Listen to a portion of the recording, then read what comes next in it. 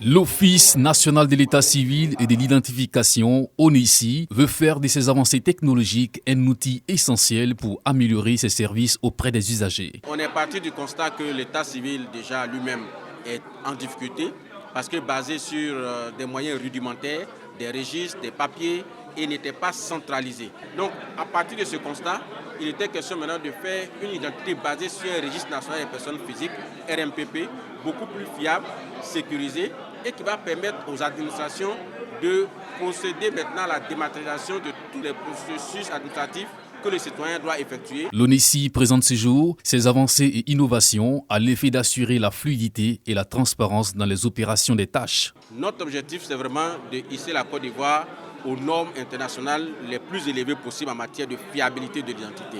Je peux vous rassurer qu'aujourd'hui, la carte nationale d'identité, par exemple, est aux standards internationaux et fait partie des cartes les plus sécurisées au monde et respecte toutes ces normes. Donc nos documents d'identité ne circulent pas seulement qu'en Côte d'Ivoire. Donc il faut que nous puissions respecter les normes internationales, mais aussi la fiabilité des documents qui sont liés à l'identité d'une personne, notamment le document de base qui est l'extrait date de naissance, et faire en sorte que ce document-là soit le plus fiable possible et qu'on puisse avoir la crédibilité nécessaire qui engage l'État de Côte d'Ivoire dans l'identification des personnes. Cette communication sur les avancées et l'innovation va permettre de rapprocher les populations et promouvoir l'efficacité dans le traitement de l'état civil.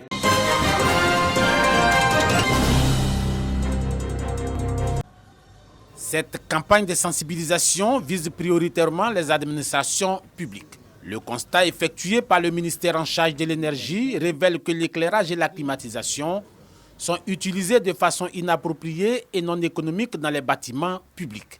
Les lumières restent allumées pendant des heures d'une occupation des bureaux, c'est-à-dire à la descente et souvent durant le week-end.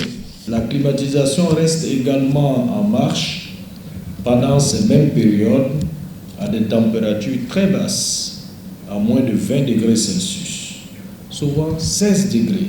Plus de 11 milliards de francs CFA payés en 2023 pour régler les factures de l'administration.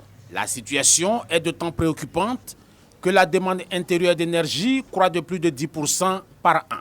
Demande qui n'est pas en adéquation avec l'offre. Conséquence, de fortes pressions sur les coûts de production ainsi que sur les finances publiques. Selon Mamadou Sangafoa Koulibaly, la situation appelle à multiplier les actions d'optimisation de la consommation afin de réduire les pertes et éliminer les gaspillages de l'énergie. C'est dans cette perspective que l'État a entrepris des actions sur une meilleure maîtrise de la demande intérieure, dont l'étiquetage énergétique des lampes électriques, des climatiseurs et des réfrigérateurs, les audits énergétiques des gros consommateurs des secteurs industriels, résidentiels, transports et des services qui sera également opérationnel en août 2024.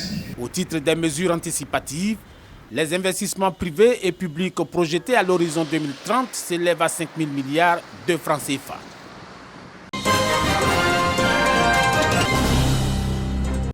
Académie internationale de lutte contre le terrorisme de Jacquesville. Une incursion des jeunes leaders issus de divers partis politiques sur un champ de bataille simulé. C'est pour la première fois que nous, en tant que structure de jeunesse, surtout du PDCI, qui sommes conviés à un séminaire sur une question qui touche nos sociétés de plus en plus, la question du terrorisme. Nos attentes sont, je dirais, énormes.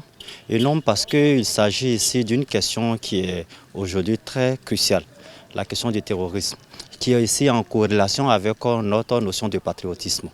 Aujourd'hui, le terrorisme est une réalité et nous qui constituons le point d'ancrage des partis politiques, il est important pour nous de prendre part importante dans le traitement des questions terroristes. Une initiative dont l'importance est soulignée par le général de brigade, Kwame Joseph Alla.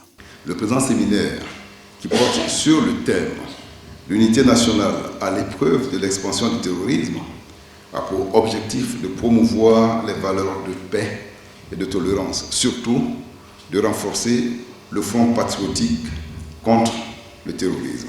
Représenté par son directeur de cabinet adjoint, c'est le ministre de la Promotion de la Jeunesse, de l'Insertion professionnelle et du service civique, Mamadou Touré, qui préside l'événement. Je me réjouis au nom de Monsieur le ministre de l'organisation de cet important atelier qui a choisi de rassembler des jeunes de diverses sensibilités pour parler d'éducation citoyenne face à un mal, le terrorisme, qui détruit les valeurs fondamentales de l'État, que dis-je, de la République. L'éthique du patriotisme dans un contexte de menaces mouvantes est le thème de cette session de formation animée par les professeurs et doyens de l'UFR, des sciences sociales de l'Université de Korogo, Abou Sangari.